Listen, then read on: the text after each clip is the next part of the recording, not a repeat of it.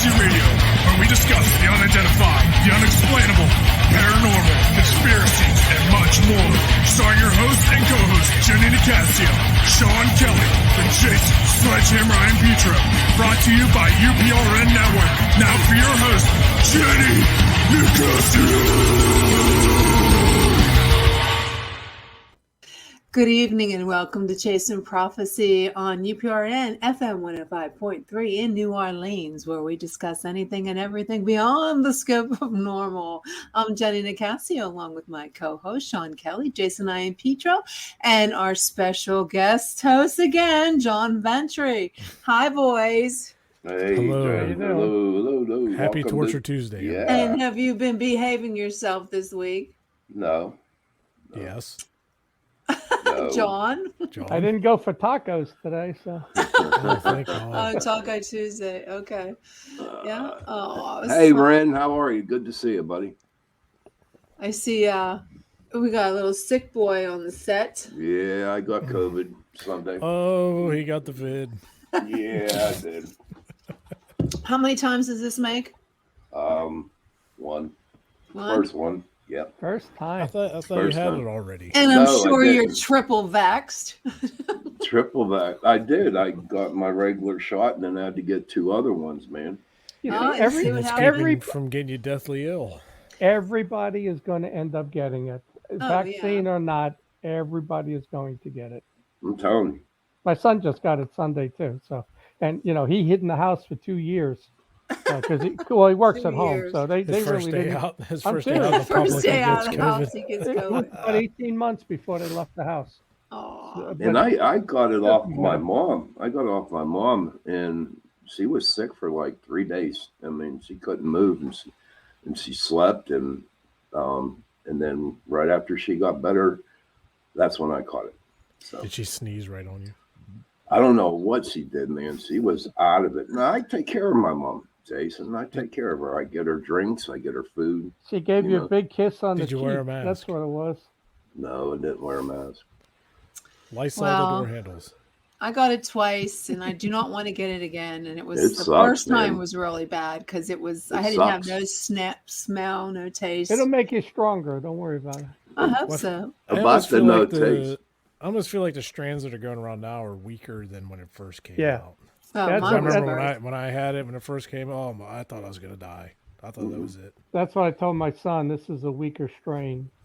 Well, Yes. speaking of the no taste, that's true because I don't have no taste of food. Then my doctor put me on this medication. Begins with Petadol, or whatever it is. You take 6 pills. Oh, you in a took day. the antivirus one. Yeah, so I'm on that, and that made my taste worse because You know what I Sorry. hated was when I lost my taste and smell. I like coffee a lot, and it was just putting down just hot Everything water. tastes like there was onions no to me. flavor whatsoever, and I was like, oh my God, if I'm never gonna taste coffee. Ren Yeah, got it right. sulfur. Do you Ren got realize the that word. all of the symptoms that you described also happen to alien abductees? And we could talk about that with Earl Grey. Oh, yes, we will. So let's go ahead and bring Earl on. Earl Gray, his short little biography he sent me. He's a MUFON state director, I must say, Southern California, and an active member of MUFON's ERT, the Experience Resource Team. I'm going to have to know. I'm going to have to find out what that all is. And That's the host, abduction team. The old okay. abduction team. That's what it is. And he's also hosted both experiencer workshops at this year's MUFON Symposium. Symposium. I can't say There that. you go. It's not bad. In Denver, Colorado, Earl has personally investigated over 800 UFO reports. That's awesome. And specializes in experiencer high strangeness cases. Now, we'll have to think about that. Does that have anything to do with the strangers? You know, he has appeared on multiple rodeo shows. I'm out of it today. Rodeo Podcasts rodeo, and TV shows. rodeo. Such as Rodeo. Unidentified. Okay. Where's your cowboy hat?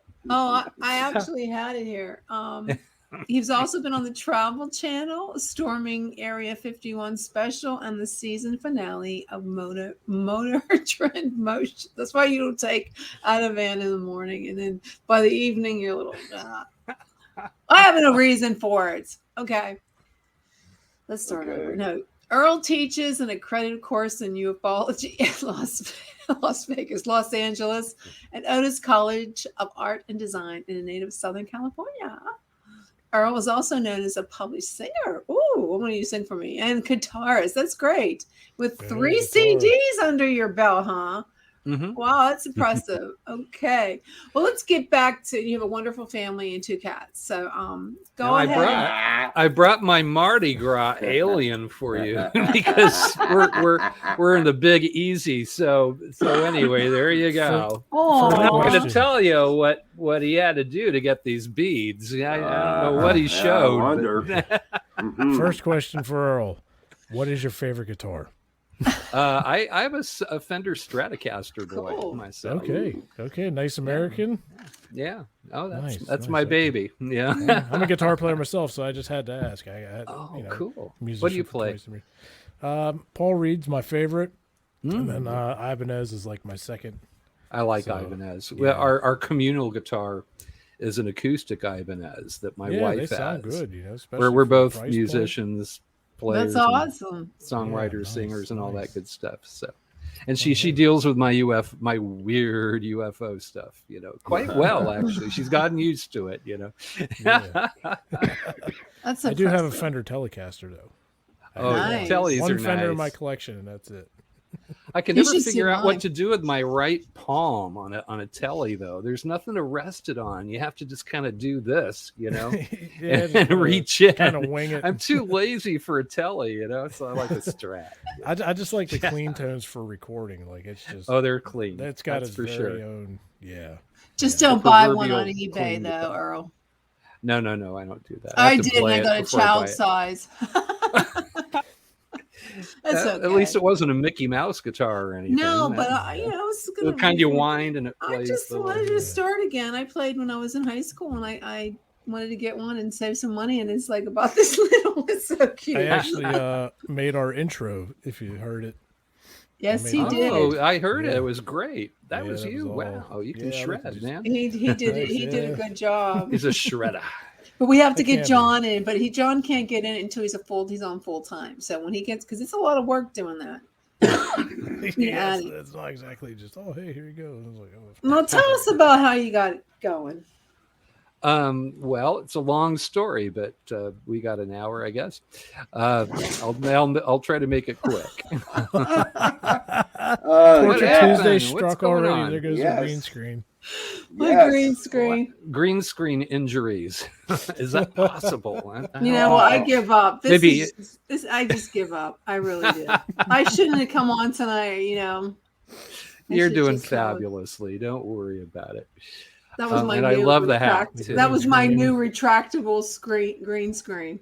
It's a very cool hat and a good look. It's Liza Minnelli 1970 kind of, which is cool, which I like. So there you go. So the way I got into this thing, it kind of, I don't know, I was sort of born loving outer space.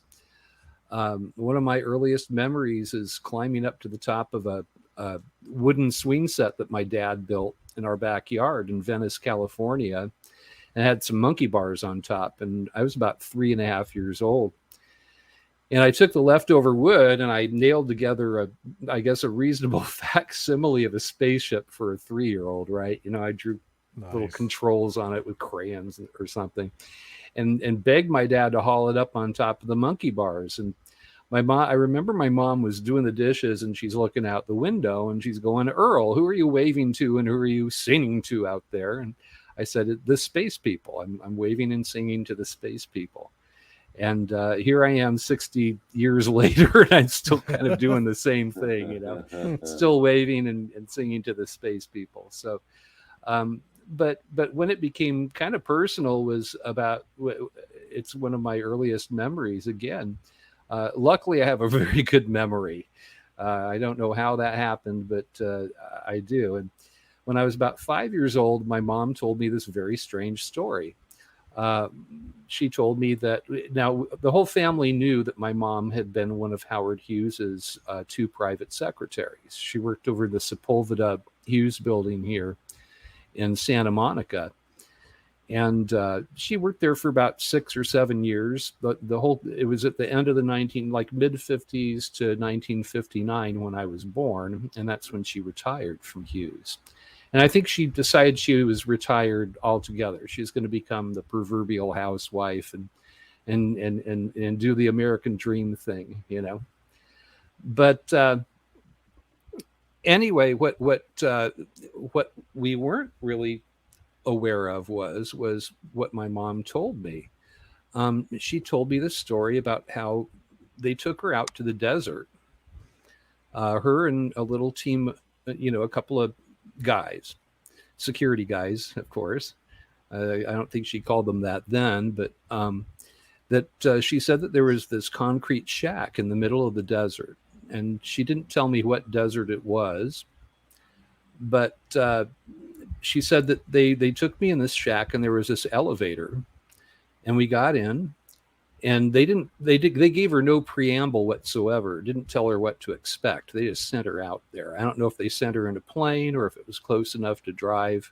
I mean, the way I'm figuring, it was either in White Sands, because I know she was working there for a while, or maybe even Area 51. I've done some research and I've talked with Richard Souter, who's done quite a deep study on Area 51. And he tells me that Howard Hughes had one of the first, independent labs in that complex in Area 51. I guess there's even blueprints that have been, that they're out there now.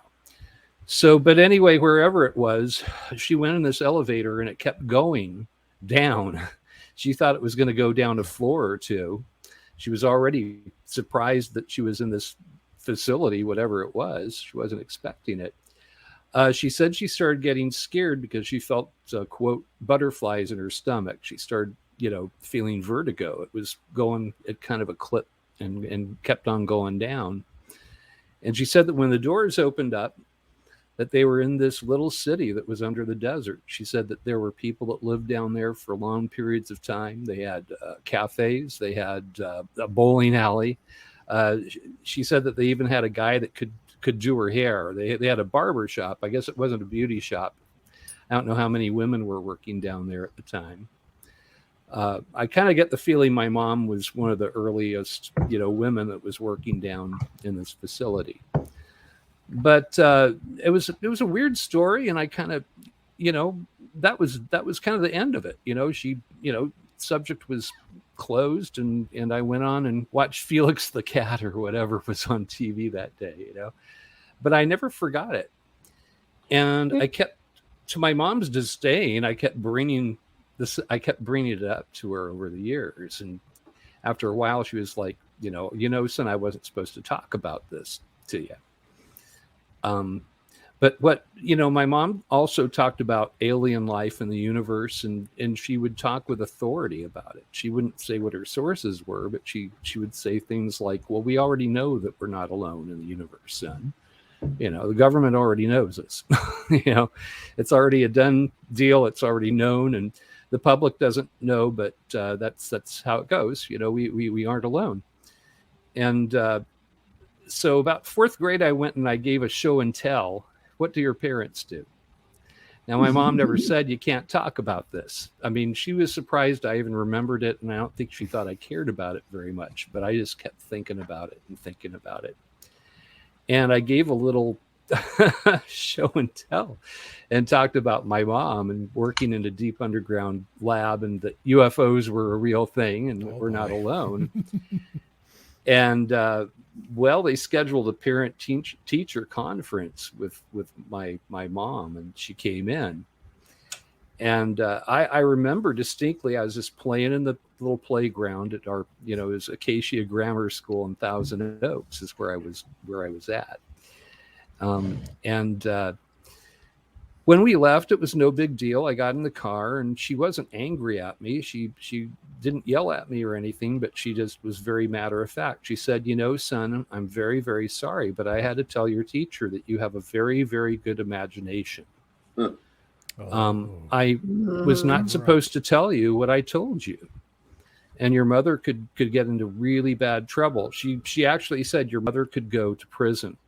Oh my God. If you talk about this, you That's can't terrible. talk about it. The public doesn't know. Yeah, but I mean, our nation has its secrets, and that's one of them. I mean, it's kind of amazing to me that even just the drip disclosure we're getting right now, I didn't expect it. It took me by surprise. I thought that Tic Tac and all that was, I was questioning it at first, but now it's we know what it was and what it is, and I think that it just the pressure of this, they've been sitting on it since before 1947, I believe. It goes back to St. Gerardo and some of the earliest cases. I think that they've been aware of it. And back then, they didn't really know how to compartmentalize the way that they do now with their secrets. Now it's, I mean, you don't tell anybody everything. I don't think that people like my mom really exist out there that know everything. But she was taking note. This is the thing, is that she was the person, the stenographer that sat in the meetings with the high-powered generals and stuff that met. And she was taking the notes for these meetings and stuff. So she kind of heard it all. And it didn't go in one ear and out one ear. My mom was a very intelligent and interested person who's interested in everything. And it made quite a mark on her. So this was the core and the seed of my interest in this.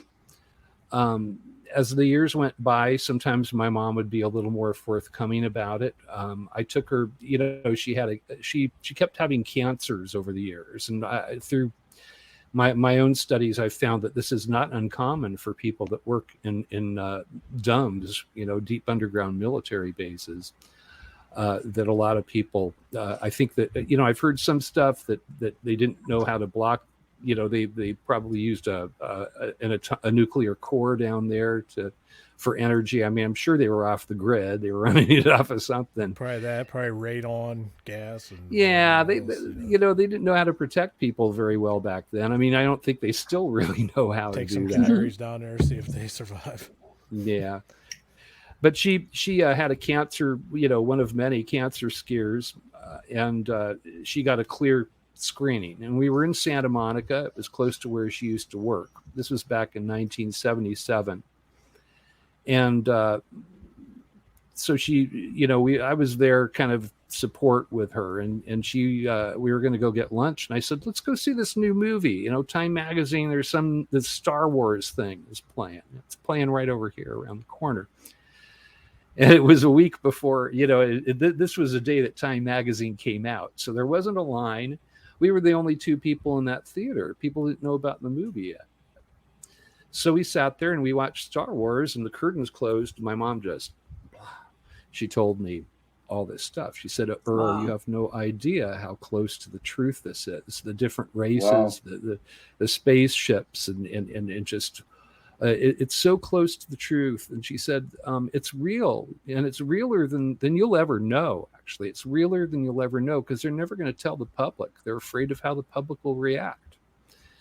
And at the time she told me that, 1977, I was currently taking pre-seminary classes. Now, so it was an inconvenient truth. I didn't really have room for aliens and God, I mean, at that now I have no problem. It all comes together easily. But back then, I guess I was more compartmentalized, and I couldn't see how that could be. And I was almost like sticking my fingers in my ears and going la la la la la, because I didn't want to hear it. I mean, I just I was currently reading the Gospel of John in Koine Greek, and trying to get through that at the time, and this was a whole other, something I was maybe ready for a few years before that, but certainly not then. So I kind of packed it away, and as time went on, I became more and more interested in the phenomena, just astronomy itself. I'm like the guy that had all the Arthur Clarke books and the Carl Sagan books and the Asimov stories. I've always been kind of, obsessed with this stuff. So later on in my life, in my mom's life, she got cancer yet again, and she was on her deathbed, 1999. And I got one more big kind of disclosure from her where I was mad that she was sick, and I wanted her to go after the government. I wanted to lawyer up and get her to sue and disclose and I wanted to see heads roll. This was my mom. I didn't think that, we weren't rich by any stretch, I mean, she worked at that point, she worked as a private corporate headhunter for different aerospace companies. And she was busy, she was working for Skunk Works and for Northrop. And, I got lots of stories I could tell you, but we don't have that long. But on her deathbed, I was, wanting to get her to sue, and she said, I would never sue my government, son. She said, I always knew that there were risks. Let's sue them. That was nice of her. Yeah. She said, I was a patriot. It's just like a soldier going to war, and I would do it again, even if I knew the consequences. I did my duty. Do you think that maybe she didn't want to do that for protection of you? That's possible. Because if she leaked, they could maybe go after her family. Possibly. She certainly got upset when I would, there was one time, a friend of ours who was he was, a very smart guy and another astronomy buff. But he was the type that he subscribed to Skeptical Inquirer and he didn't believe in any of the stuff that we love here. Right. And he was just kind of peeing me off a little bit. So I took him bodily over to my mom. At that point, she was in a hospital bed, but it's like, Mom, would you tell Ken that you worked in a deep underground base and tell him that UFOs are real, please? And well, she didn't talk about the UFOs, but she talked about the underground base. She said, well, where do you think we hide our secrets? Where would you hide yours? If you had, unlimited money and you wanted to hide your secrets, you go underground, and that's where I worked. Yes.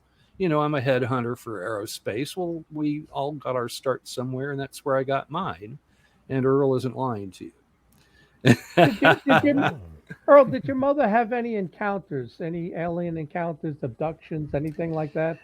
She would hint about stuff, and I've heard things from other officials since then that I've met and who have, spoken to me in confidence. I probably shouldn't name anybody, to where, they've actually read bits from my mom's file and stuff to me. And apparently my mom was involved in the early dealings that we had with ETs, to the best of my knowledge. She never told me that, but I've heard that from very, very good sources, from people that, received, part of that $25 million that Congress gave for, investigation into this stuff. Some of those guys. So anyway, but I'm not really at liberty to talk too much about it. So let me ask you another question. With you said you started out in the seminary and studying God. How do you reconcile now creation along with aliens in space? Because that's not talked about in the Bible. It's life is only here on Earth, and it was created. It was not evolved. So how, in your mind, have you thought that through as to where did it all come from out there? I see the Bible differently than I did then. I treat it like an adult, like grown up literature now than I did back then, rather than face value. Sometimes it got parables in it. It has poetry in it. The Song of Solomon is more or less an ode. Solomon is telling a woman that he wants to make love to her, and that's in the Bible. And there are books that I think should be in the Bible, like the Book of Enoch. I think tells us a lot of stuff. I think the Book of Enoch should have been canonized, but it wasn't. But so I think you don't think the Bible is. Do you think it's more parable and mythology and storytelling than being the Word of God? I think that for myself, I consider myself a Christian, but I've thrown a lot of bathwater out over the years. years. I've seen a lot of bad behavior from Christians, my contemporaries, and I tend to relate to UFO people more than a lot of my contemporary, people that follow the religion I follow. But yeah, I consider myself a Christian. I pray to Jesus still, Any abduction stories with you, like Joe Jordan, where people called upon Jesus to rid themselves of the alien? Well, that's interesting. That Kathleen Martin she got me into the ERT. Right. I met with her to talk about an encounter that I had, and I didn't know, but it was actually she was kind of checking me out for the RT, and after the she asked me if I wanted to join the ERT. I said sure. I'll when do I do my interview and stuff? And she said you just did it. That's what you just did. Yeah. What was your encounter again? After I became a field investigator, I tried a little bit of the CE5 thing, and I met the little short gray guys with the black eyes, and I went through that whole scary thing. It scared the hell out of me. My wife had an encounter. Our house flooded with light, and I couldn't move, and they came through the wall, and they took blood and DNA from me. Whoa. It scared the hell out of me. I was telling them, I started rebuking them in the name of Jesus. That didn't work. Actually, they got what they wanted to get, and they left. And I don't think they were demons. I don't think they were devils. I think they were, they were doing kind of what we would do if we had, had an animal reserve and we were, wanting to check the blood type and stuff of a lion or something. What do? You paralyze them so they can't kill you. And then because the entities are frail looking, at least the little gray guys, the guys I saw, if I could have gotten my hands on them, I could have hurt them. Where is it? But you can't get your hands on them. Right there. You think there's a specific reason they chose you over probably because of my mom and because I joined MUFON and suddenly I was doing UFO cases. That's my guess. So and they probably knew I'd be doing this. It's generational, kind of you believe? Oh yeah. Yeah. Yeah. Oh my God. Yeah. Every single abduction case, it starts like, the grandmother and it goes generational. They're interested in certain bloodlines for some. Do you think that these encounters these things that you see could change their form? Yeah. So you wouldn't I think that they're much. I think that they have technological advancements that we have no idea how to reproduce. I think that we're trying. I think that we're that reverse engineering. We've been trying to do that for a long, long time. I think that we've been semi-successful with it. For instance, the black triangular. TR3B, I think is probably ours. They keep seeing it by Plant 42 over here. It's like Lockheed, put one and one together. And I keep having aerospace engineers call me up, and saying, how you can get me on that program? It's like, well, my mom might have been able to, but I can't, So if you think it's generational, has your son had any, do you have kids or anything? Not yet, but I won't be surprised if that happens. Okay. I wouldn't. Now, would you be supportive of it, or I don't know if it's. I don't know if you can be supportive of it, or it just kind of is what it is. I know when it happened to me, I was horrified. I was hoping when I did the little CE5 thing, I literally said, I want to meet extraterrestrials. You can have my DNA if you want. I did say that. But I was sending out, I was thinking I wanted to meet Valiant Thor, I wanted to meet Space Brothers or, a pretty girl from the Pleiades or something. And that's not what I got. I didn't specify. And I don't know if it would help if you did specify. Be careful what you put out in the universe. Yeah, I that's what I tell people that do the CE5 thing. I say, well, you should specify who you're sending that out to because it's a big universe. And, there's a lot of, there are humans that I wouldn't want to be locked into a room with, certainly humans I wouldn't want to be locked into a room where I couldn't protect myself. And it's the same thing out there. Do you view your encounter as positive or negative? It's become a beautiful and positive thing for me, but when it happened, I was scared to death. I mean, I suffered from ontological shock. I felt like my reality had been pulled out from under me. And the way that I even looked at this phenomenon, it was kind of torn out from under me. But also what started happening is I started experiencing synchronicities. Things started making sense. I would go into just like this case I'm working on right now. It started 7 years ago. It looked like it was a cold case, but these weird coincidences happened where it opened up again. I found the other, I had no way to get a hold of them. The main witness was dead. He didn't leave me with phone numbers or anything, or any way to get a hold of anybody else. And, but coincidentally, I found them just like on social media, and I don't have a whole lot of time to read a lot of social media, but I was looking at this one UFO site and somebody was writing about his encounter, and I immediately recognized the case. I said, oh my God, this is the case I had, and I got a hold of the guy, and now it's like one of the most amazing cases I've ever investigated. So synchronicity is a thing. I believe I'm sorry, let me finish my thought, John. I think that the Valet Davis effect, if you're familiar with that, I think is something that people aren't hearing about enough.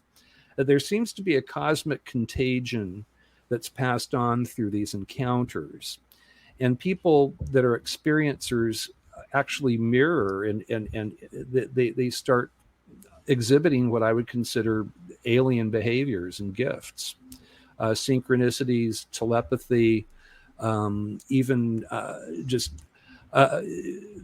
Kevin Day. He's a dear friend of mine, and he gets little visits from guys in suits that just want to make sure he isn't thinking bad, thinking of earthquakes and stuff, because they told him, you've had a close encounter with a craft and apparently with a being, although we haven't heard a whole lot about that.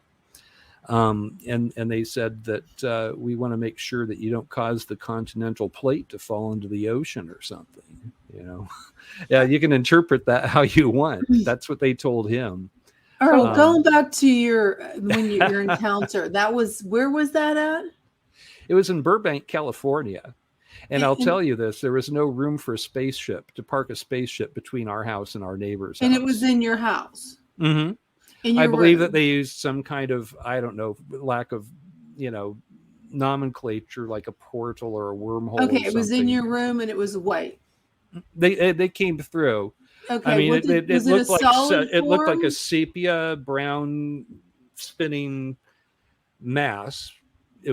Our TV was normally there in the wall, but you couldn't see the TV in the wall. It was like this swirling sort of sepia colored mass.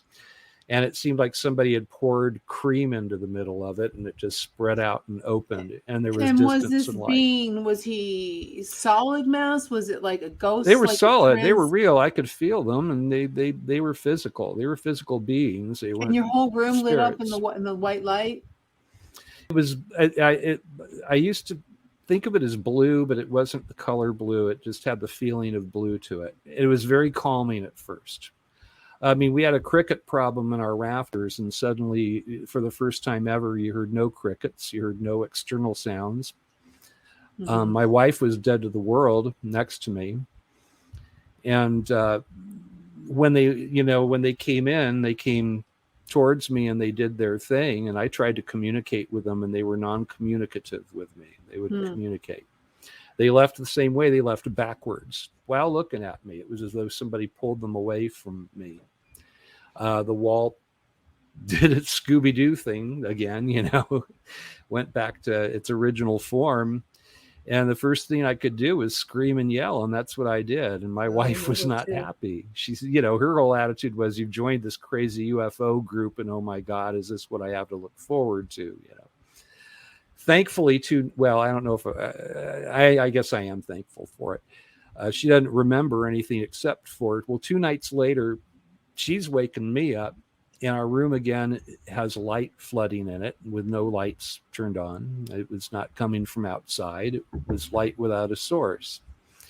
And she was shaking me, and she was pacing back and forth by the bed. And she said, "My God, Earl, you need to tell your little friends they need to leave us the F." She used the naughty naughty word, the F alone. I didn't sign up for this, And it's after that we both woke up, and this time the light was coming from outside of our house.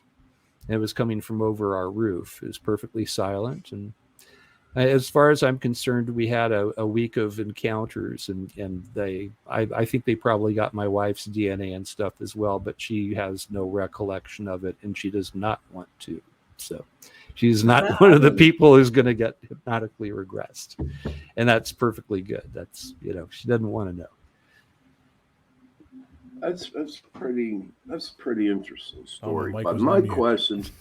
question to everybody, to you, all the guests that come on, why is it such a big secret with the federal government? From what I've heard, well, my mom told me that they were afraid of what happened during Orson Welles' radio broadcast of War of the Worlds.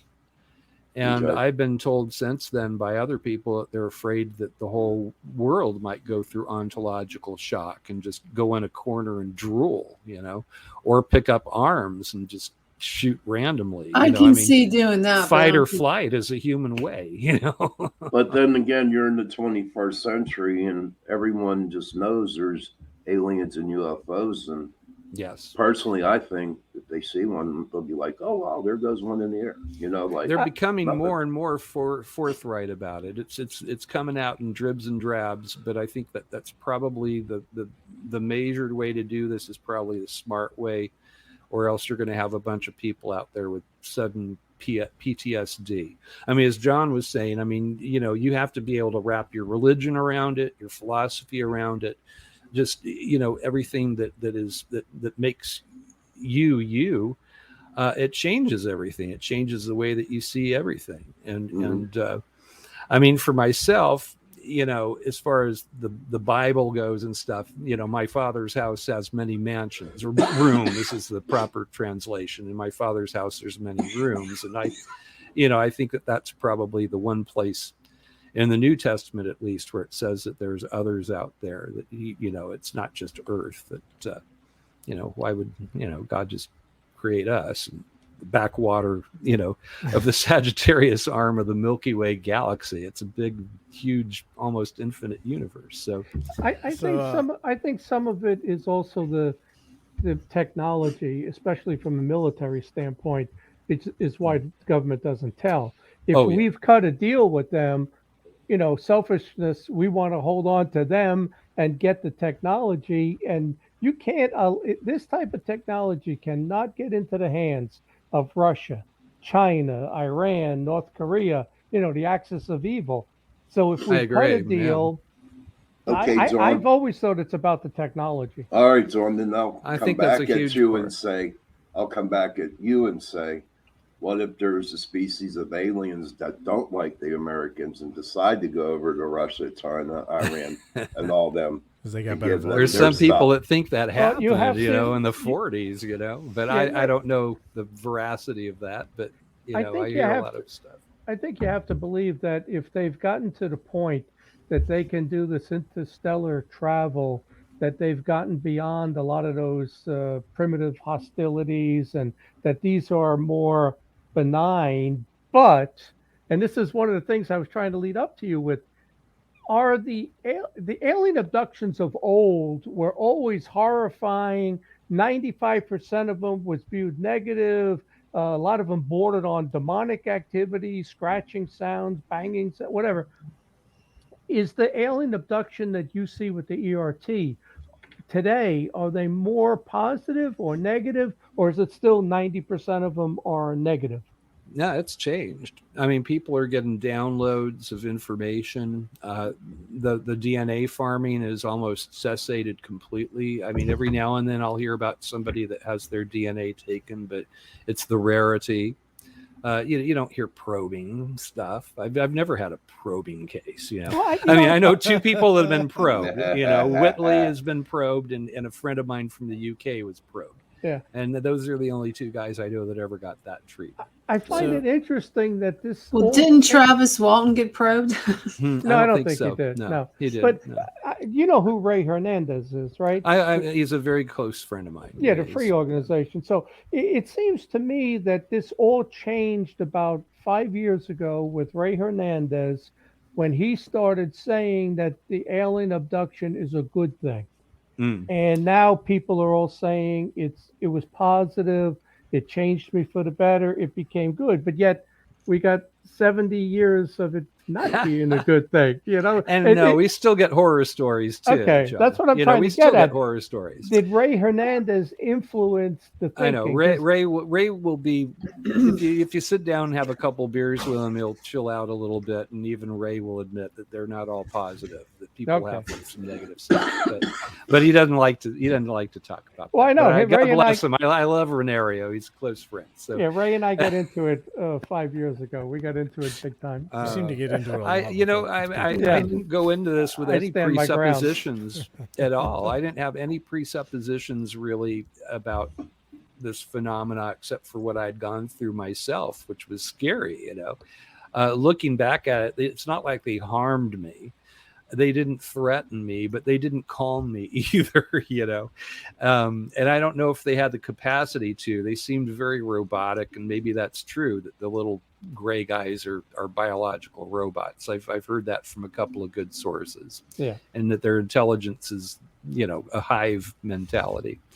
But I don't think that the phenomena is evil. I think that a lot of the scarier cases, it seems, well, this is through my own research, but I've done a lot of research. I mean, I'm from my own cases. I'm not quoting anybody else.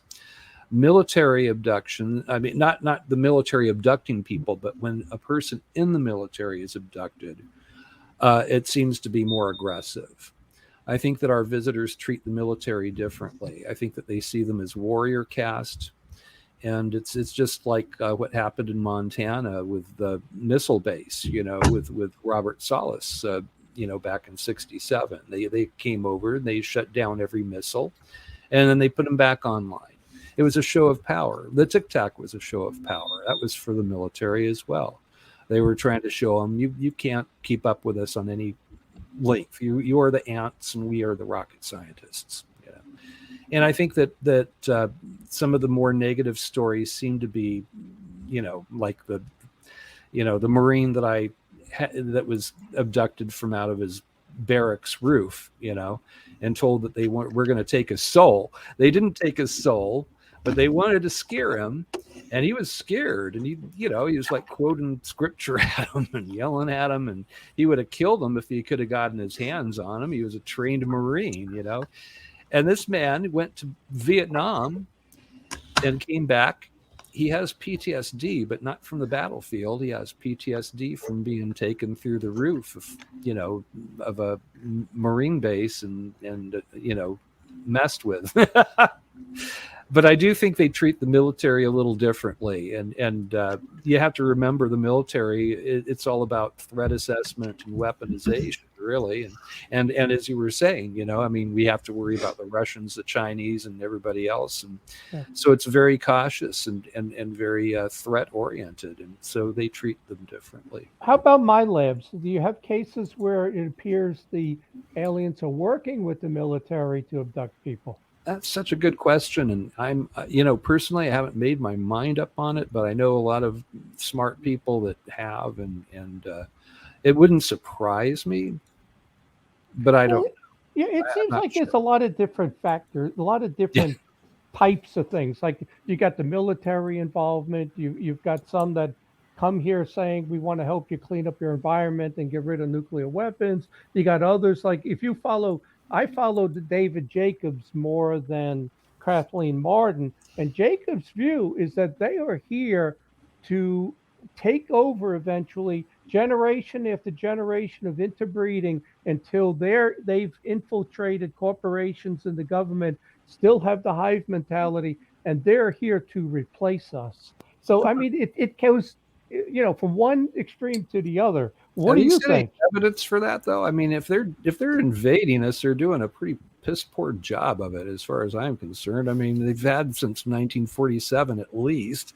All it would take would be, I mean, look what happened with us with just stupid COVID virus, you know? Yeah. I mean, they could, if they wanted to get rid of us or take us over, that, you know, the Body Snatchers movie was. Yeah, they would have did it already. Yeah. Well, no, not really. No. It's only been 4 generations. So if listening to Jake, well, I don't know if it's 4 generations. I'm actually I'm kind of the valet school of thought, where I think this has been going on throughout history, but I think it ramped up when we, you know, dropped the bomb. I think that ramped things up.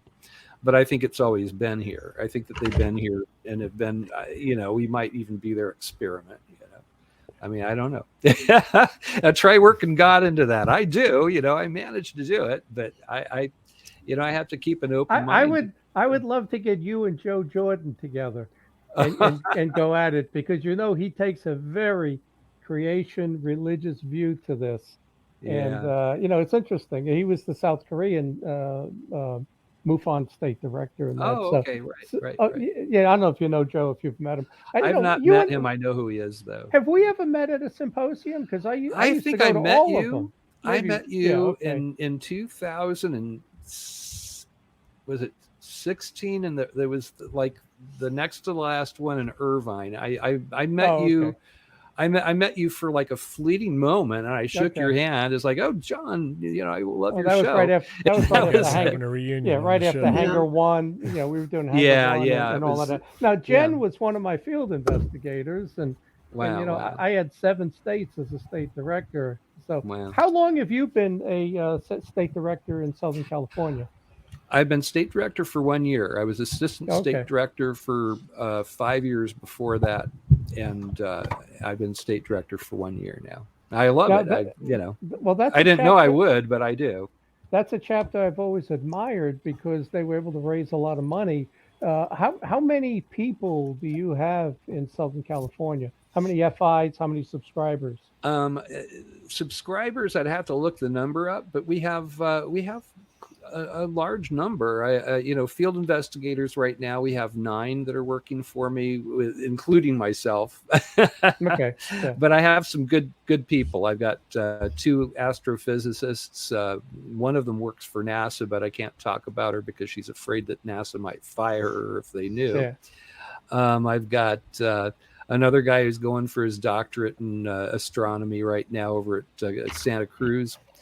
And I've just gotten 2 other of my field investigators in the ERT, because I noticed that they had a propensity for the experiencer cases. And it takes a kind of a gentle hand and a calming voice and a sound mind to be able to handle those, because they're weird cases. I mean, the wrong person, it could make them go over the edge, you know. Well, you know Doc Medich, right?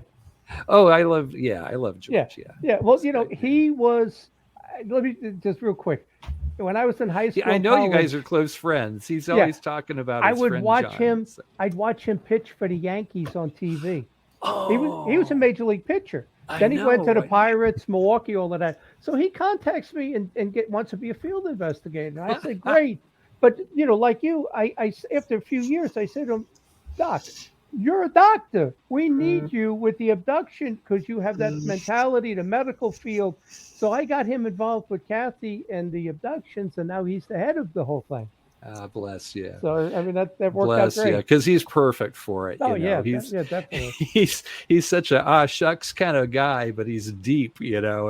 And he don't want to talk about being a major league pitcher. Every time he comes to our conferences here, I always say, George Doc Medich, remember he pitched for the Pirates here. You know, so. He does like to hear, though. He just pretends like he doesn't. All right. Yeah, he likes to hear. You just got to acknowledge it and just kind of then drop it, you know. Yeah. But no, he likes to hear that. Well, Southern California to me was always one of the better chapters. Do you still have those monthly meetings where you bring speakers in and you get big crowds? COVID kind of did its number on us. You know, we were having the Zoom meetings for a long time, but I'm about to start in-person meetings again. We were going to start them last month, and then our numbers started going up again. Yeah. There were people that were complaining that got sick at the symposium, but I mean, I think that now it's to the point where it's just kind of ridiculous. We just have to get on, and that's what I'm going to be doing. So I do have a venue for it. We've got like a little music venue that a friend of mine who's a kind of a closet UFO buff owns. And that's where we were doing our live meetings. I mean, we were getting some wonderful guests. We had Paul Hynek and everybody. We had great people. So that should start rolling again in a couple of months, and you'll see that in the journal once we do. Yeah. Now you may have lost the symposium from California because the headquarters is Cincinnati now. Well, that's okay because I'm on the symposium board now, okay, so. Yeah. So you can. Well, I mean, the California gets the best crowd, and I guess Vegas is pretty good too. And I don't think when you come to Cincinnati, Pittsburgh, you're not going to draw the kind of crowd you draw out in California. Just not. We'll see. I don't know. Denver was pretty impressive, and it was. Well, it's been there for a long my time. Favorite. Yeah. It was my favorite, and I'm working with Marquetta now. with booking people and stuff. So I'm hands on. I love MUFON. So Hainer 1 was a good thing, John. Oh yeah, Hainer 1. Well, just it got me. It's briefly, darn it, I'm going to join this thing. Well, the difference between Ancient Aliens and Hangar 1 was we had a case file on every episode. It was thoroughly investigated, trace evidence, radar, whatever it might be. Ancient Aliens is just made up stuff. And I watched it until the third season, and they said Leonardo, who was it? Da Vinci was an alien. I said, what? Could have been. What? I well, stopped watching. What? Maybe we can bring on Mike Barra. You two can do Mike Barra. I like good. Mike. Mike's a good friend. Yeah, Mike was just on Fox Nation. What was that? I love Giorgio Tsoukalos' hair, though. It's so fitting for the show. Yeah, well, his show, it's like Pinocchio. The more he makes up about aliens, his hair grows. But, but I'll tell you something. I'll tell you something else with Hangar 1, though. The most cases that we got, MUFON got, was the 2 years that the show was on. Because all of a sudden people discovered MUFON. They knew where to report the cases. And people, and I remember Jan Harzan saying that, John, about half of the cases we're getting now are historical because they felt comfortable coming forward. I love the historical cases. Those are my favorites. Yeah. It's the best thing for MUFON is that we can get another TV show. And get the name back out there, I agree. I absolutely agree. I think it's important, and I think that now would be the right time. Because of everything that's in the media right now, and because it's finally okay to talk about this, and Congress mentioned us within the first 45 minutes of their, hearing that we had, as lightweight as that hearing was, they mentioned MUFON in the first 45 seconds, and they said that it was a real thing, and that's disclosure for the general public.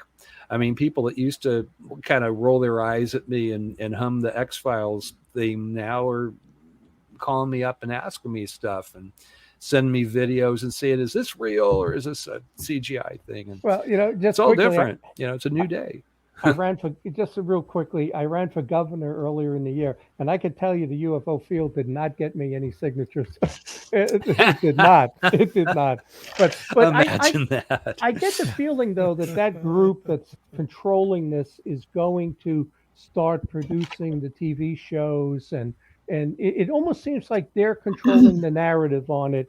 And I don't know that MUFON's going to have their own show like we had. It seems like that group is controlling how this is going to be rolled out and the entertainment factor, which is why they brought Tom DeLonge in. Yeah. Maybe they should try to get on Fox Nation. Well, they got their own show. They have their own show right now. Well, they should MUFON should try to get on there. Look what happened with oh God, I'm sorry. I just senior moment. I get a lot of those. I knew what to say, and I get those a lot of times. TV shows and stuff, and those guys being in control. That was what I was going to talk about. I think that even the Skinwalker book that Colm Kelleher and those guys just put out, that the Pentagon edited that thing twice. I mean, a third of that book is not in that book. But they're very, very concerned about how the public's going to react to this thing. That's what I keep hearing. The opening scene to that book is one of the greatest I've ever read, with the 6 foot tall wolf walking up to the pen with the calves, and how they opened fire on it, and it grabbed the calf in its mouth and looked at it. It looked at them and just. I have a cane, and this is my cane. Just like Larry Talbot, huh? Larry Talbot's That's my walking stick. Yeah, that was one of the best openings to a book. As soon as I read that, you read the book in one night because it got you. Yeah, start with the earthquake and build from there. Right. It's interesting times, and I think that I'm very glad and I feel blessed that I get to live in them and that I get to do what I'm doing. It seems like, to me, it's the most important thing. I think that there's so much involved in this, and human future is involved in this, and what happens with us. I think that we're being prepared for the space age. We're not quite ready for Star Trek yet, but I think we're being prepared for it, and I think it's up ahead. And I don't think it's far away.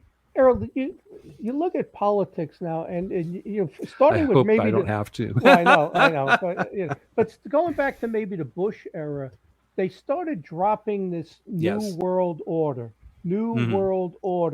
And when you look at it, it's one government, one religion, one military. It kind of like what you would think of an alien planet, where they have a council, a federation, and they run the whole planet. Do you think we're heading that way? Because I see it more and more and more. I think that diversity of ideas and beliefs, and that's what makes us interesting. I mean, if I could only eat one thing or listen to one style of music, I would be bored awful quick. Well, so I agree with you. I hope not. Watching the United Nations, I would never want a non-American, let's say, running the country. They don't understand freedom. No, like we do. I felt that through the screen. What I think, is that,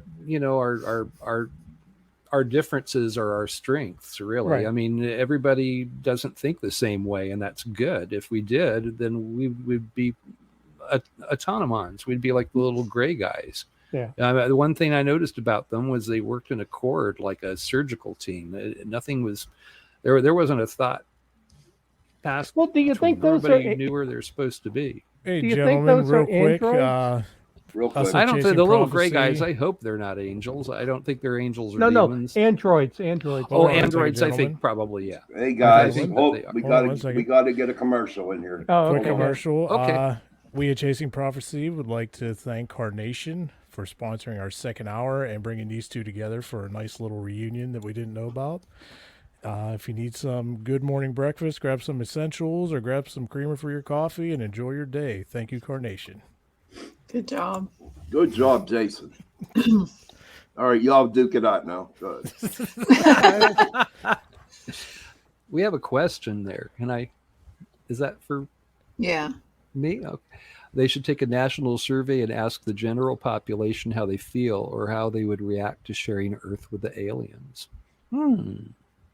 Yep. That ain't gonna work. I love you, Holly, but it ain't gonna work. No. They have their mind set up. I have a question for you, Earl. Sure. When you go to start like an investigation on a case, or you've been on so many of them, how do you? We've heard so many different guests, and their processes, how they go about it. What is your process for your investigation? Do you have special equipment, or do you go to the areas and talk? It depends on the to people? case. If it's a drone, you open up the video and you look at it and see it flashing, and it's a drone. We know how many times they flash in so many seconds and stuff.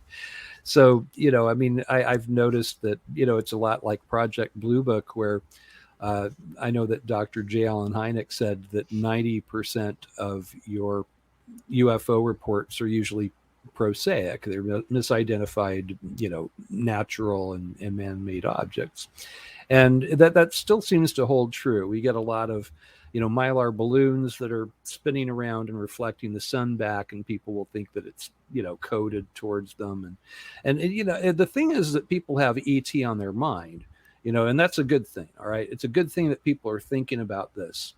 And this is just the reaction to that I guess, cosmic consciousness that's out there right now, where people are, and they see a light in the sky, immediately they think UFO, because it's cool to see a UFO right now. That's different. It used to be, you saw a UFO, you'd shut up, you're afraid they would put you away, but times have changed. So, but when I get a real, a good case, I mean, I'm going to want to speak to everybody, all the witnesses. Hopefully you have more than one. Sometimes all you get is one, Right. But you can look at the provenance of the case. You can look at the person that came to you. It's helpful if they have a scientific background or a military background. If I get a case from a police officer and he says that he was abducted from his cruiser, I take that more seriously than if I, had like a crackhead, tell me that he was, abducted from the crack house. Although, I mean, you could probably abduct a crackhead from the crack house, I guess, if they really wanted his DNA. But so, I mean, you can, as soon as I look at a case, I think of the different field investigators I have. I think of their strengths. And I try to tailor the cases towards certain people in my team. And for a long time, I was the only person that was getting the abduction cases. I was it. I was the only ERT guy. So that was something that I quickly tried to fix. I got my assistant state director to become an ERT member. I just got another one of my guys who's very, very good at interviewing people. I mean, this guy would wring his hands over every light in the sky. And I was like, dude, you're working too hard, on the light in the sky. If it shoots out of the atmosphere, then that's an unknown. Okay. But if it's just a light sitting there, I mean, that could be, go and check your, planet star maps and stuff like that. See what planets are out. But I mean, a light in the sky isn't very exciting. But we get a lot of really high strangeness cases. We get a lot of close-up triangle sightings. We get a lot of the V-shaped craft out here with the little lights on the bottom. I had one out here last year that was actually picked as one of the top 5 cases of the year. It was at last year's symposium. I got to talk about it a little bit, where a woman who is a clinical psychologist and her MD husband were involved in this with a V-shaped craft, and their son. And it wound up, they had a close encounter with a craft. They had the Oz effect, where, times kind of slowed down for them in their car, and you couldn't hear things outside of their car. In these close encounters, our visitors control the theater. They control the lights, they control the action, and they kind of it's how you experience it. It's very, very strange. And when I see certain markers in a case, that I recognize them, and they kind of go in importance as far as how many markers are there. And that's kind of how I attack my cases. And I'm sending them out to my team more than, I think that our last state director was kind of overloading me with cases because he knew that he trusted my work. But what I've been doing since I've been state director is I've been really working on just getting my team up to, so that they're all, so I trust them all. And I do. I have a wonderful team. Real quick question. Are you near Camp Pendleton? Yes. Well, near, I mean, it's a couple hours away. It's up a little past. Okay. Now, is there a lot of UFO sightings around Camp Pendleton? They do have sightings there. They do have sightings. Historically, they've had sightings out there. Is there bases underneath it, or something? I imagine they do. I mean, it's a Space Force base now, so I imagine they must have underground. Oh, it ain't a Marine base no more. No, it's now officially a Space Force base. They changed it. It's a Space Force base. It says that on their sign outside, and yeah, that's Space Force. Do you have any experience with Bigfoot with coinciding with alien sightings? Because we've had several guests on. We've seemed to connect those two, connecting the dots with those two entities. We had a state directors meeting in Denver, and we were kind of told that, MUFON doesn't do Bigfoot. I heard anyway. About that. I don't want to go. but I mean, well, now if I think it's a case of semantics. I won't use the word Bigfoot. All right, if I have a tall, hairy, powerful being that shows up near a UFO sighting or near a UFO, I'm going to call it a tall, hairy being that smells like whatever he smells like. Squatch. But I'm not going to use the word squatch. I mean, or the word orb is the other thing. We were told not to use. Could it be the dog man? I'm very, very interested in that stuff. It's really just Sean Kelly. What I'm told is that MUFON does it's the scientific investigation of UFOs for the benefit of humanity, and that Bigfoot doesn't fly, right? But I think that it's related, probably. Personally, I think that there's a lot of strange fringe stuff that happens around this phenomena. I don't think that it's all just one thing. I think Earl, when I was on their board back in 2011, 12, 13, 14, whatever, I came that close to convincing them of expanding the website to other fields, ghosts, cryptids, all of that stuff. Because I think there's a connection there. Why would the Bigfoot could very show well up be? on, I think so. Probably. In 5% of the cases, maybe you have a Bigfoot type creature there. I mean, some of this stuff what I seems do is interdimensional. I think it's semantics again. I think that you have to use I'm an old nurse, right? I just retired about a year and a half ago from a long career in nursing. And in nursing, you can't diagnose. So you have somebody come in that has the measles. You can't write down patient has the measles. You have to write down patient has petechiae, little red, sores all over the face and body that itch.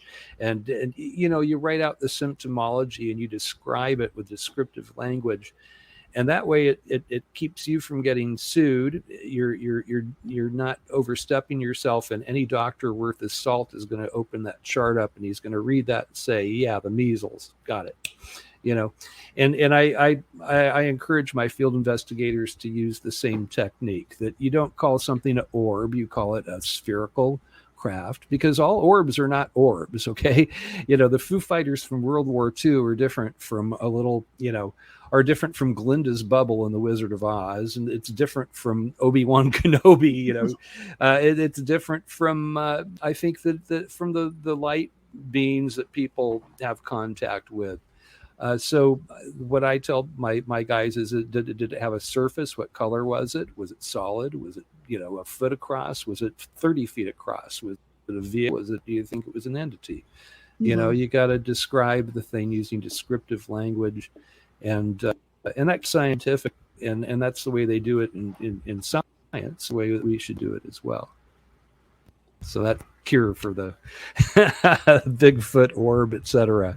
I have no problem talking about an 8-foot tall, hairy creature that smelled bad, that was knocking trees together and standing next to a craft.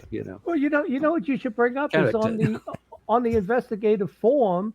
There is a box there for entities and a description. Yeah. So you don't want to talk about it. You don't want to talk about Bigfoot, but you know what? You got a box there for entities. So I don't know.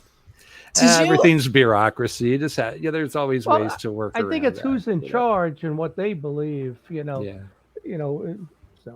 Earl, did you hear on the news, on Google News, about the red lights? People thought that they were alien, like spaceships underground in the water. Then it turned out that a lot of people are saying they were fishermen boats. How do we know they really were fishermen boats? I have to go out there, I guess. I mean, they do shrimping off the coast here. We see shrimp boats. I mean, I see them from the airplane when I fly out of town, and you recognize them. You can recognize them. But if if you're like the commercial pilot that put in a report last year. He was on East Catalina Island with his brother-in-law and his wife in the campground, and they saw a 30 or 300 foot spherical gold craft 10 miles off of the shore come up out of the water. Now, this guy had a pair of binoculars with him, and he's watching it. And he's a commercial pilot. He used to do the run along the California coast. His run. And he said it was exactly, geocentrifically between, the coast and the coast of Catalina Island, like right in the middle.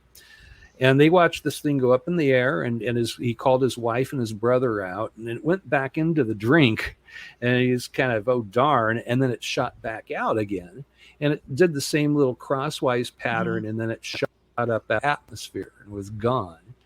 And that was a good case. And but that was not a boat, not a shrimp boat. Shrimp boat.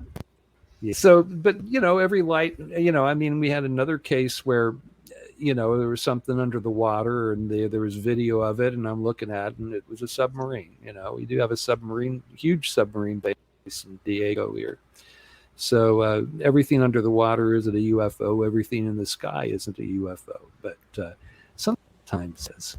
Hey Jen, it's interesting. Still have those couple videos that we were observing last week as those lights in the woods that we were going back and forth about. I wonder if Earl might I have some input on I do have them. those. See what Earl thinks about it. Before we let anything out of what we think. Yeah. I'm gonna give you a second to pull it up. In your makeshift office. My makeshift office. Yes, this isn't my office. This is my boudoir, and I'm getting my office back. It's pretty bright in there, Jenny. Are you sure you're in? Oh, I can't wait to get my. Yeah, everything is not right. I have my lights are coming in the mail. My green screen does not work on carpet. I found out it's a retractable. You just pull it up, but it just wants to fall over. My camera everything is just not. You're all discombobulated. I'm discombobulated. I don't like that feeling. Well, you know what? We got 2023 coming up, and it's going to be a brand new year. Oh yeah. Are you going about with that Zodiac guy said? He said I was going to have a good year. Yeah. Yeah. I'm all for a good year. This past year.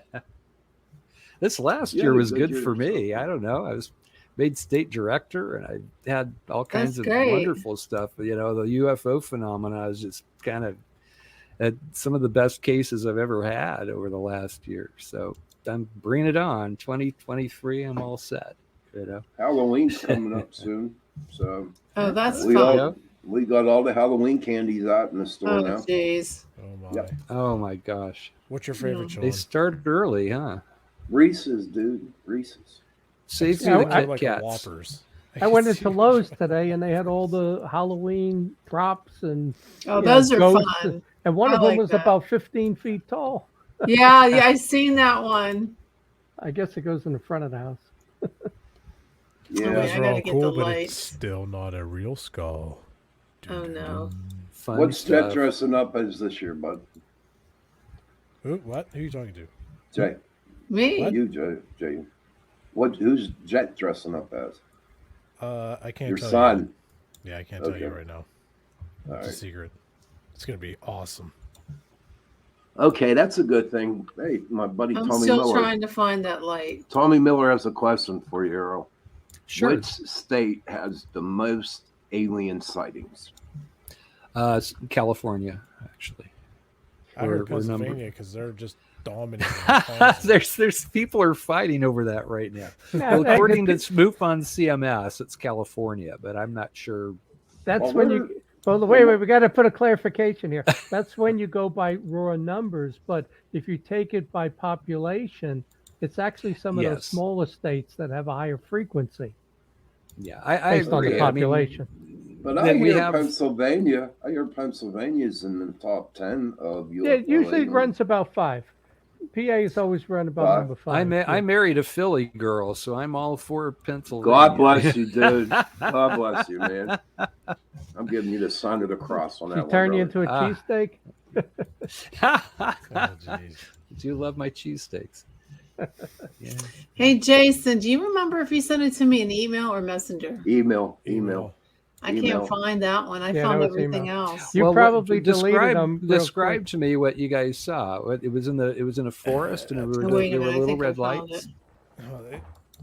No, they were white lights. Okay, I found it. Okay, check this out. Don't let anything out yet, John. We want to see all things before we discuss it.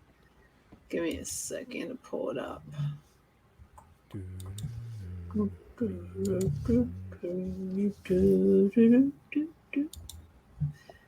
Video file.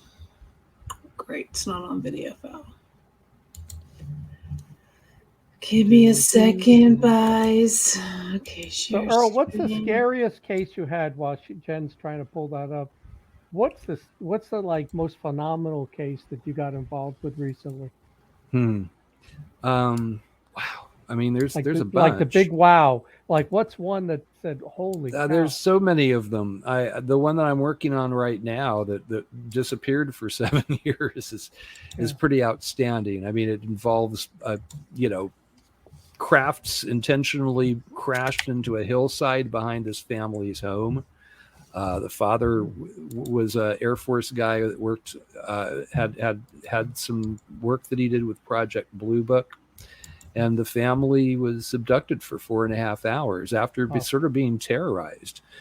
They were, the sons and their friend were sitting in the front yard playing guitar, and they saw a blue and orange fireball come out of the sky and slam into the vacant lot in front of their house.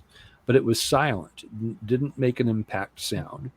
When it hit, it had like Tesla electricity fingers that went and spread out on the ground, and they could see it as it moved along the ground. It lit everything up around it. These guys were, like 20 years old at the time, and this was back in the 1970s, and it's kind of like, well, that was weird. What was that a meteor or a UFO or what? But what started happening was that they started hearing this weird caterwailing scream in the back of their house. And it would be a scream and beep. Scream. Now, what screams and beeps? I mean, that's come on. What screaming and beeping? And these guys, I have no idea. Well, that's not all. So they're looking through the window and they're trying to see what's going on. They call the police out. The police bring the searchlight out. They didn't see anything. And of course, it got real quiet when the cops were there. Cops left, and then it became closer and louder, and the beep was more pronounced. And it was sort of a low beep. And back in 1975, you didn't have a whole lot of things that would do an electronic beep, I guess if a skip loader or something, if you were driving it backwards, might beep, and that's about it. There's nothing like that out there. So anyway, it kept getting closer and closer. And so the father, who was an old Air Force guy, he and the son, and this is the guy I'm talking to now, it was the younger son, they went out to the front yard, and the house was built on an embankment. So they went up the driveway to the sidewalk so they could see over the house and could see the field. Well, they got up to the sidewalk, and there are these two fireballs like 3 feet across that are just hovering over the house. They were blue and orange in color. They looked kind of, the way they described Foo Fighters, that they had like a fiery surface to them, but they were hanging there with no means of support or propulsion that we know of. Almost like intentionally, as soon as they saw them, they both went and slammed into the hill behind their house. And the screaming kept going on, and the beeping kept on going on. The family, they went back inside. The father, because of his, apparently, the son says he thinks his father, because of his background with Blue Book and everything, they started figuring out that this was an anomalous thing. This wasn't just that this was what it was. They went up to the parents' bedroom. They're all trying to look out through the bathroom window, turn the lights out so they could see where the screaming is coming from. And this light starts coming up the staircase. It's a 2-story house, And they said it was like this solid thing, that it moved up almost like, like waves on the shore would move, and that it filled the room. The widow of the main witness, who I'm in contact with now, she was 6 months pregnant, and the last thing that they remember her doing was screaming, "Oh my God, I'm being probed by something." So maybe I might know 3 people that have been probed, but it was more like this, like this electricity that was going through her. She felt like she was being scanned, is the way that she describes it now. But that, she used the word probed back then. 4.5 hours then the room just filled with light where they couldn't see anything, and 4.5 hours later the younger brother found himself pacing back between the parents' room and his own room, and that's the most interesting case. That was the birth normal? The child, afterwards. The child was born with 3 sets of teeth. Two sets of children, the teeth that fall out, when you hit adulthood. Well, yeah. The kid went through that twice. Wow. So that was weird. Sharknado. Sharknado. Okay, so what are we looking at? Okay, so whatever this. Oh, okay. You may have to rewind it, Jenny, or maybe not. No. Kind of reminds me of the Marfa lights or something, huh? So what we have here is we had a guest, and it was an interesting conversation, and he showed us this and said that there's no way, it's real dense woods, nobody was over there. He thinks it's UFOs. We have our own opinions. We want to see, what do you think about these lights in this video?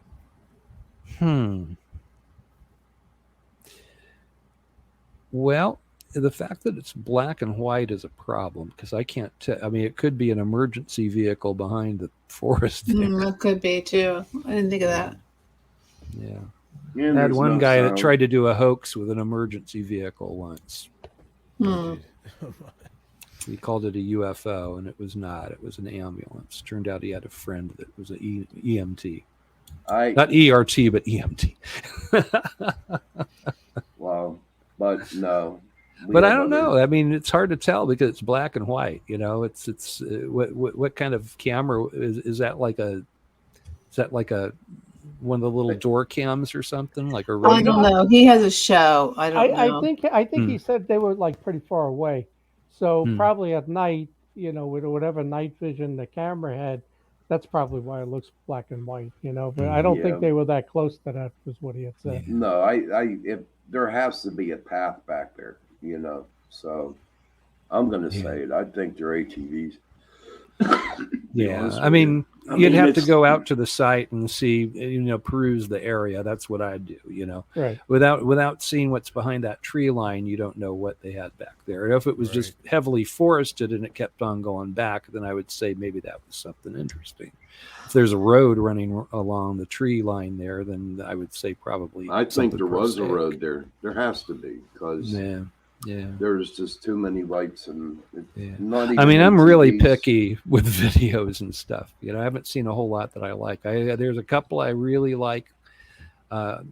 It's strangely the ones that I really like, people never even put into MUFON. I had some guy from the UK that got a flying disc on video and camera, but his whole attitude was, this guy was normally a debunker, and he said, I don't want to give it to MUFON because I don't want you to do to me what I do to everybody. It's like, but that's a pretty impressive video, dude. Come on. That's the first step, is to try to debunk it. I know. Well, I think that it was near and dear to his heart. It was his UFO sighting, and he just didn't want to have it treated that way. So I respect him. I actually use the photo in one of my presentations because it's a good one. It's a disc, and you see it's hollowed out underneath, and you see this black space behind it in the blue sky. And what is that black space? Because it disappears a second later on the video. It's gone. It's like this black shadow shows up behind it. It moves into the shadow, and then it's like closes in, and it's gone. And this guy does not do CGI stuff. He's just a guy. You It's know? like, how do you know what's the CGI and what isn't? I mean, Well, you've got They're the so EXIF good. data. They're so good. There's EXIF data, though. That's the thing. And if you take a video, take a photo, please, folks out there in Radio Land. You see a UFO and you get a bit of video, and you got your smartphone. Take a photo, because that'll give us the EXIF data, and we can tell where it was, when it was, and we can tell if it was manipulated or not. And you can tell with a video if it's been manipulated too. You know, a good analyst can look at that and see the EXIF data and tell you if it's been put through Photoshop. Yeah. That's what I do. I put everything through my EXIF data checker, and sometimes sometimes they're good. What are your thoughts on CERN? On CERN? On CERN. Well, it's I hear that they're figuring out some pretty amazing stuff about the universe, the boson and all this, the God particle, and I'm sure we don't know everything that they've found out there. I mean, I'm sure a lot of it's been classified, but it's interesting, and I'm sure there's interest in it with our visitors too. Yeah. I'm positive. Tommy Miller is asking me the same question: which state has the most alien sightings? And I'll reiterate what John was saying, that California, technically we have the most UFO reports come in, but we also have the highest population here. So that doesn't necessarily mean that California gets all the good UFOs. It just means that there's somebody at your elbow here all the time. There are a lot of people everywhere, and so we get more. Well, here's a question for you. One of my field investigators here did a study on orange orbs, and he identified 5 locations, bases under the water, and one of them was right off of LA. What is that, Catalina Island? I'm not sure. What's that island right out there? That's Catalina. Yeah, that's where they saw the Tic Tac. Yeah, that's where he said the base was. You have any cases like that over the water? I think you're talking about my buddy Preston here. No, that wasn't the guy. He was a field investigator. Oh, here. okay. I can't think of his name right now. Oh, okay. In New York, was it?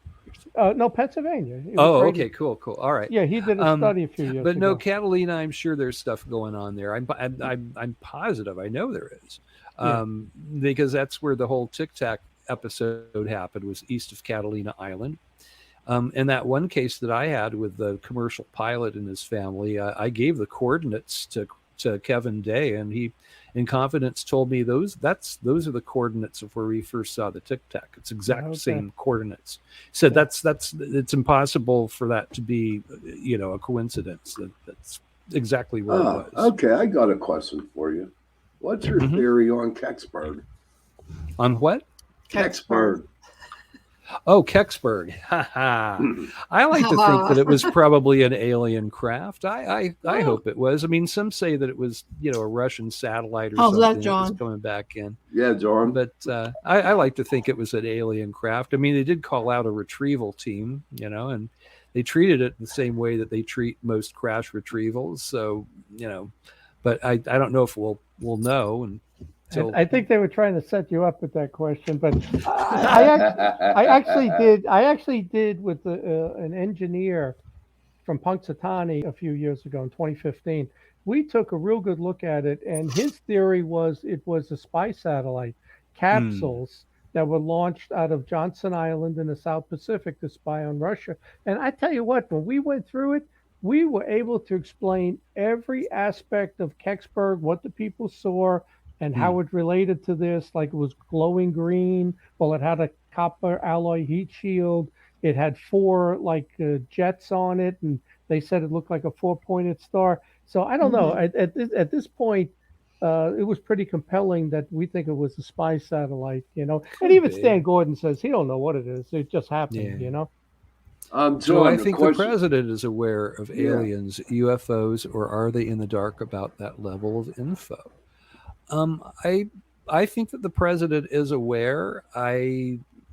Just from what I have heard and just from people that I know who are in the know, I do know that Donald Trump was told about what's going on. I know that that Obama was told. I know, and I imagine that Biden's aware of it. I think that they do tell the president, but I don't think that they're told everything. Again, it's curiosity is not need to know, right? And they do love to compartmentalize stuff. So I think that the national security elements are certainly told to the current POTUS, but I don't know that that every POTUS knows as much as another one. I mean, I think that probably the one that knew the most was George Bush Sr. Right. And maybe that's why Reagan was so in the know about it, because and of course Reagan had his own encounters, a couple of them. Yeah, but he was the head of the CIA. He must, and then the CIA has its fingers all over this stuff. I think they wait about 2 years until they brief the president on the UFOs. And I'll tell you why. Trump got in 2016. 2018 is when they told him about the Space Force. And of course, ego-wise, he came right out and said, I've created the Space Force. No, Space Force has been there since 1983. But so I don't think anything's changed at Vandenberg. They just changed the name. Well, of it. I use that as an example. That I think they wait a while, maybe 2 years, and then they give them the briefing on UFOs or the technology we have. And I've always felt we have a Space Force that has been out there, that's been to Mars. I think it's been all over the solar system. And I had a cousin. I've heard that from people I respect, so I can't say no. I even a year ago, I would have said, well, I don't know, but I've heard that is true from some impressive people. So I don't know that we have like a fleet or anything. The feeling I get is that we've done some. We've had some success with reverse engineering, and it would surprise me after 70 years that we wouldn't have something, right? I think we're much further along than that. I think probably we have a small. I think we have a small. Ben fleet. Rich, what did Ben Rich say? We have the technology to take ET home, but the public will never know about it. It's all locked up in black projects. But then he said something about Jan Harzan. How do you do the travel? And it was really, how does telepathy work? Telepathy, yeah. So he's kind of indicating like, we got the technology, but you don't do it with ships. You do it with your mind, and remote viewing almost, I don't know if that's what he was saying, though. I think what he was saying was that every single space in the universe is connected to every other space. It's why spooky action at a distance works. It's just quantum physics as we know it, and it's not like the way things are separated, apart from each other is kind of not really the way it actually is. It's the way we perceive it, and a lot of our I think a lot of our shortcomings as far as technology and why we aren't further along ourselves is just that we've decided that certain things are impossible and we write them off. And it's a terrible way to look at things. Right. Yeah. We mark them if we can't figure it out or get the information. Yeah. Have you ever read any of Carla Turner's books, Dr. Carla Turner? I thought I've read her Taken. Was it called Taken? I think it was an amazing book. Is that the title?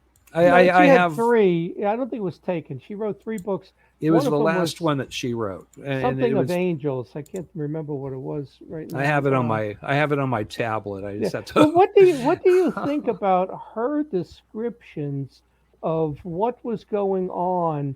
Windows rattling, scratching on the floor, her son with his girlfriend trying to get her out of the light.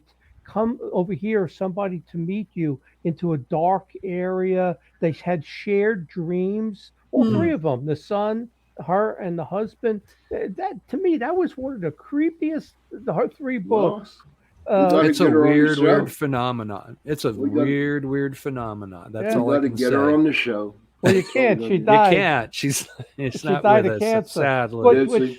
I wish we could. And again, like your mother got cancer, Carla Turner, as she got involved in this with these cases, with her experiences, she ends up getting cancer and passes away. Oh, wow, that's No, we're Just prophets don't get now. close to a UFO. That's one thing that you don't want to do, right? UFOs have radiation. Right. They keep finding that out. And again, the recent Skinwalker at the Pentagon book goes into that quite a bit. You don't want to get out of your car. Have you ever looked at the Fire Officer's Guide for Disaster Control, the FEMA approved book that's in every fire department? Chapter 13 is on UFOs and the threat. And you know what's really interesting is the guys that wrote it. The one guy, he was from Cincinnati. No, he was from California. The other one was from Cincinnati. But he saw the Battle of L.A. at 9 years old. So when he became like an attorney. He became a JAG in the military, and then he became this deputy fire chief of Los Angeles, whatever. He made sure in that manual, which is a FEMA-approved book, they put in about UFOs and the threat not to get under them. There's psychological damage involved in abductions. If you've never read it, you can buy it off of Amazon. There's 4 editions. The first edition didn't have it in there. The next 3 did. But chapter 13, it's 13 pages, and he put it in there because he saw the Battle of LA. Wow, I got to read that. Now I know the one bit of literature that I know about that's interesting is the booklet that the Rand Corporation used to give out to new employees, and that I got a copy, PDF copy of. But my the Rand Corporation was part of Hughes up until like 1961 when they kind of dissolved the relationship.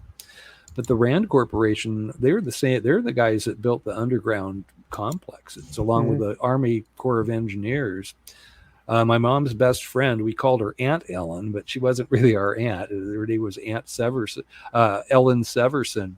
And she worked for the Rand Corporation, and she was a very smart lady. But they had a whole, just a booklet that they would give you when you started working for Rand Corporation that talked about UFO sightings. It talked about, the Guadalupe sighting and things like that. It was kind of, it was kind of along the lines of some of, Vallee's thought on this stuff. It wasn't just, UFOs, but other apparitions. And then they kind of tied it in together. But that they would hand that to you when you started working for the Rand Corp back in, I guess they handed it out up until about 1969 or so, that you would get one of those. Well, back in the 50s, there were UFO officers assigned to every base. And, we once put in the journal wanted. I put a wanted poster, UFO officers to come forward. And 2 of them did. And they came forward and said, I was a UFO officer in the military, and that's all true, So, why would you have a UFO officer? You don't have a dogman officer. You don't have a Bigfoot officer. You don't have a ghost officer, but you and I believe ghosts are real. But you have a UFO I do too. officer. Yeah. That's amazing. What's sad is, that generation is quickly slipping away gone. from us. I know. Even anybody that served in World War II, that generation is slowly. My dad saw Foo Fighters, tail gunner in a B-17. He didn't believe in UFOs. He thought it was some kind of atmospheric thing, but my mom would roll her eyes. She knew better, He couldn't wrap his head around it. He would walk out of the room, if the subject came up. But do you have any knowledge or experience with the Physics 370 book that they used to teach the cadets at Colorado Springs at the Air Force Academy? Did you hear about that? The chapter, no. Chapter 33 was on UFOs. Oh. And I had a guy, it had to be 20 years ago. He emailed me the chapter, but I've never been able to find the actual physics book. Like I've looked in, Barnes and Noble, Amazon. I've looked all over. Anybody selling the actual book? Because I want to see the actual book so I know it's real. You probably have to get it through eBay or something. It's probably out of print. Everywhere. Two of my cousins went to the Air Force Academy in 76 and 78. And they said, John, that was never taught at that point. But they taught it from 1968, 69, and 70 for 3 years. So by the time they went to the Air Force Academy, it wasn't being taught anymore. But it gave some of the best cases. And I mean, it's like if you wanted to first learn about UFOs, read this chapter by the Air Force, who says right at the beginning, they have been here as long as 47,000 years, and there's five species. You can just look on all those ancient caverns, and you can see them on the side of the caves. Yeah. I was in Australia 11 years ago. I can't believe it was 11 years ago, but we were in the red center of Australia, and we were hearing the same stories that you hear in the American Southwest. You're seeing the same petroglyphs. They gave their, space gods different names there, but they had Lightning Man, who was like Prometheus and came down from the sky with a bolt of lightning and taught them language and hunting skills and agriculture, I mean, it's a worldwide phenomenon. Look at the Dogon tribe, and it's just, I agree. They've always been here, but we live in very interesting times now because it seems to be coming out on the surface finally. It's interesting how a lot of these different civilizations who supposedly never met each other have similar stories at the same time periods, Yes. Even the flood, the story of the flood. There's 136 cultures that talk about it at the same time. So it happened. I mean, it actually happened. Oh, yeah. Yeah, sure. Of course it did. Yeah, we know that.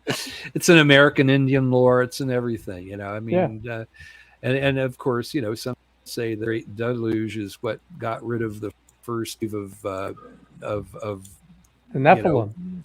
And whatever technology that we had was lost with that. And maybe. I mean, Carl Sagan's first paper, 1962, was a dissertation on ancient alien theory. It was.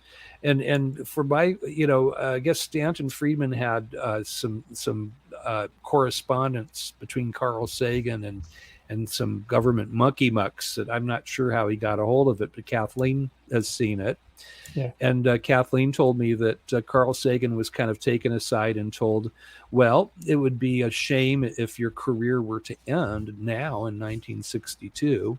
Yeah. You can keep going the direction you're going, or else you could run, jet propulsion laboratories and send, stuff to Mars. And, so I guess that Sagan, and now, Paul Hynek is a very close friend of mine, and Paul has the correspondence that his father had with Arthur C. Clarke. Mm-hmm. And I've personally read a letter from Arthur C. Clarke to Hynek that said, I believe that some of your UFOs are real craft from other planets. Yeah. Said, I can't say that in public because I will never be invited to another moonshot. Yeah. But I think that you do great research and keep it up. So what they say out in public and what they say amongst themselves are two different things. Well, Sagan and Friedman went to the University of Chicago together. Yep. They were in the same class. Yeah. Yeah. That's how they met. Yeah. Yeah. Well, Earl, it was a fantastic evening. Yep. Your stories. Thank you for having me. What a great panel of people. I didn't know that John was going to be here. And I just had a wonderful time with you guys. So yeah, very good. Thank you, and would love to have you back on. Thank you. I'd love to come back. I'd be honored. Okay, right, so where somebody is in your area, they can just check out the MUFON page. Yeah, just go to MUFON.com, or you can find me on Facebook. I'm just Earl Gray. I go by Earl Grey Anderson. Yeah, Earl Gray is my musician name, but it works because of the little, those little guys, Oh yeah. So what the heck, it works. There. Captain Picard, Earl Grey Pot, and all that. Didn't have anything to do with that. It was just a funny, rock and roll name back in the mid '80s. All right, you guys. Earl Grey tea. Okay. Right. Well, thank you so much for joining us tonight. Thank you. Have a great night. You guys take care. Have a wonderful week. Have a good one. That was interesting. Yeah. Well, that's it, Jen. In the UFO field. all of these investigators, all of them have some very interesting stories. Very Every single- interesting story. I mean, it's like, the thing you do is you keep asking them questions, and when the person can keep answering, you got to believe it's true. I've done cases where you ask them what happened next, what next, and you see they're trying to make things up. Those aren't true stories, but Yeah. they all have really good stories. They do. There's a reason why they're in the field. Yeah. It's just not something happened most of the time. You just got to be careful not to be a true believer in everything, like wanting it to be true, and wishing for it to happen. Me, I got no desire to see aliens or UFOs because I don't think they're friendly. I really don't. No, I don't think they are either. They say don't believe anything you hear and only half of what you see. Yeah. Yep. True.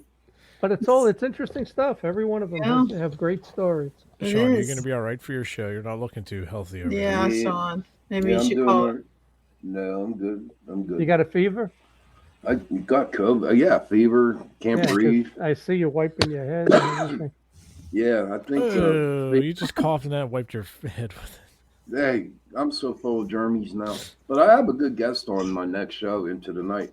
Who's that? It's called. Her name is Nicole Antoinette, and she's on UPRN Radio 105.3. She's a psychic medium.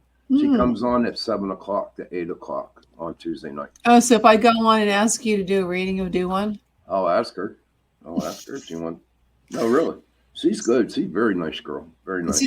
Sean, you're not working right now, are you? With all No, I'm not. Okay, I was not going to go to your was store gonna to say, get yeah. it. Well, I'm glad we didn't meet because we were talking about that 2 days ago. Yeah, 3 I days know. ago. Oh, yeah. Why don't we all meet at Panera? And here you go. You would have been. No, I'm not going back to You'd work be a until spreader. Saturday. Saturday, I'm going back. If it Well, you have breaks. to test negative first. But Yeah. you know what? No. I was talking to the owner, 5 days. and maybe she might be wrong. I don't know. But according to the new thing the CDC came out with, you can work if you have the COVID, right? But if you have the symptoms, no. Listen, I couldn't believe it either. And she said, but if you have the symptoms like coughing, chest, tiredness, dizziness, you can't go back to work. So essentially, if you're asymptomatic, you could go to work, still spread it, Yeah. but Right. as long as you're not exhibiting symptoms yourself. But it's cleared by the CDC. He's So why- wiping his Doesn't make any body sense. off. Why did we wear Is masks? your elbow sweating? I'm sweating like a pig, dude. Why did we wear masks for 18 months if you I don't could know. go back and be a Because- spreader? That's why Fauci resigned, because he knows he's Yeah, an he's idiot. retiring with a huge pension is what he's doing. Yeah, power well, of the they should take pineapple his be with pension you, away Sean. from him. Yeah. Yeah, I give think me that all was that. one of the That'll be biggest with you. scams on the American Mhm. people. So Tell me about it. But What are we going to do? so if anybody, one of the listeners on this show, please tune in for my show Into the Night. It's next, and If I didn't have to get up at 4:30 in the morning, I would. By the time I take this green screen down and move everything, it'll be like 12:30, 1 o'clock. okay. All right, guys. Good show All tonight. right. All Good to right, see see you, ya. everyone. Be Yeah, nice to safe. see all those happy faces. Yep. Thanks Take it again easy. for tuning in to Chasing Prophecy. Torture Tuesday. Yeah. all right. Say-